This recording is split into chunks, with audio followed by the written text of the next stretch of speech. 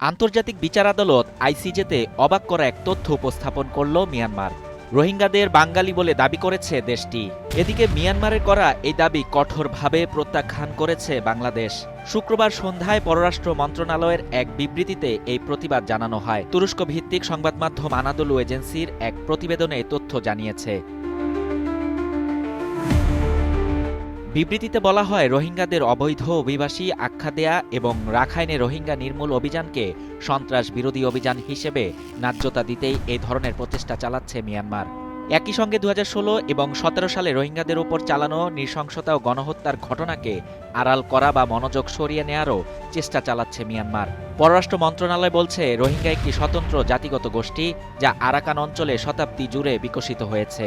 1785 সালে বার্মা সাম্রাজ্য প্রতিষ্ঠার আগ থেকে সেখানে তাদের বসবাস।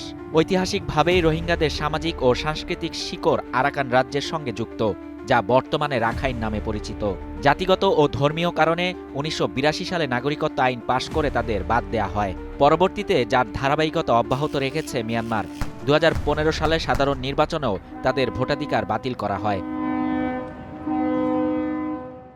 পররাষ্ট্র মন্ত্রণালয় আরও জানায়, নিজস্ব পরিচিতি ও জাতিগত অধিকারকে অস্বীকার করতে রোহিঙ্গাদেরকে বাঙালি বলছে মিয়ানমার। এটা তাদের দীর্ঘদিনের পরিকল্পিত প্রচেষ্টার অংশ। বিবৃতিতে রোহিঙ্গাদের ফিরিয়ে নেয়ার জন্য রাখাইনে উপযুক্ত পরিবেশ সৃষ্টি করতে মিয়ানমারের প্রতি আহ্বান জানিয়েছে পররাষ্ট্র মন্ত্রণালয়।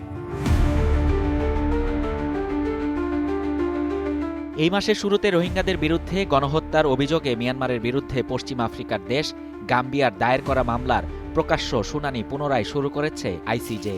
2019 সালে এই মামলাটি দায়ের করেছিল গাম্বিয়া। রোহিঙ্গা মুসলিম সংখ্যালঘুদের বিরুদ্ধে গণহত্যা সংঘটিত হওয়ার অভিযোগে আন্তর্জাতিক বিচার আদালত আগামী 29 জানুয়ারি পর্যন্ত প্রকাশ্য শুনানি চালিয়ে যাবে।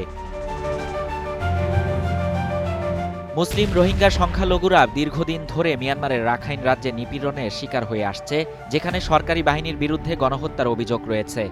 2017 সাল থেকে প্রায় 10 লাখ রোহিঙ্গা প্রতিবেশী বাংলাদেশে আশ্রয় নিতে বাধ্য হয়। শাহরিয়ার শাফাত, বাংলা নিউজ 24।